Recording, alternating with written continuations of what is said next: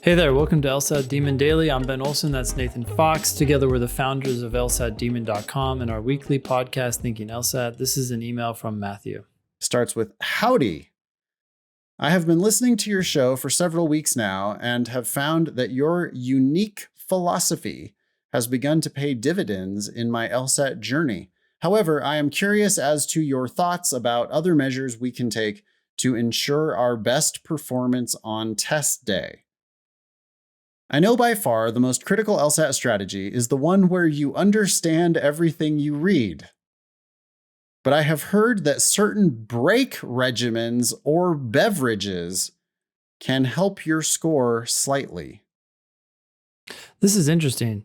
Matthew has focused on the most important thing, and then something that I would put way down the scale to the point where actually I don't want people to think a zero to the point of potentially negative. Harmful, yeah. Matthew says, do you guys think picking the right snack or comfortable outfit can actually help you focus and earn a higher score? Or are the people reporting that they score higher when they drink an energy drink experiencing score variance? Almost certainly the latter, Matthew. Or they're just like trying to get a free case of fucking Red Bull by making posts on Reddit. You know, like, why would you believe any of these people saying any of these things? Yeah. Furthermore, if you're good at the test, it doesn't matter what you're wearing.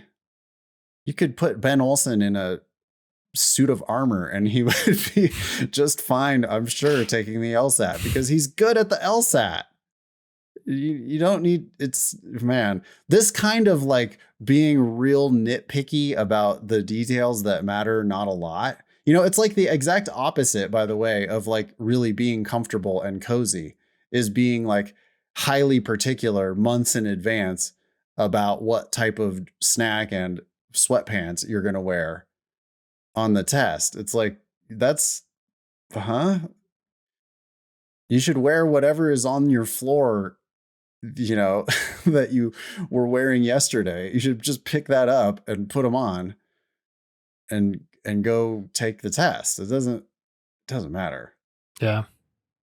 With all that being said, are there any little strategies you recommend or things that helped you perform your best aside from studying? I mean, I think we've said these things before, and I don't know that I would call them little strategies. I think we try to focus on the big strategies. They are understand the test, as you've already pointed out, but it's also things like treat every test as a practice test, right? Sign up to plan to take the test more than once. Maybe that's two times, 3 times, 4 times. In other words, it's a way of not giving the test so much respect, right? What else?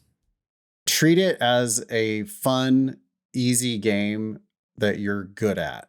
When you're taking your official test, you need to feel privileged and happy to be doing this fun, easy thing that you get to do. It's the equivalent of, when you're Magic Johnson stepping up to play one-on-one against somebody, you're happy to roll them the ball, to take the ball out first, right? Yeah. It's like, I'm not rushing to, I have to get the ball first. It's like, yeah, we're playing one-on-one. All right, here you go. Yeah, let's go.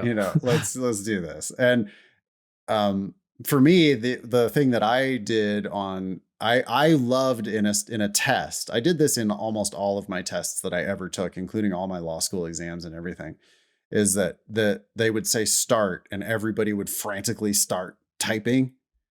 And I never would start on the start.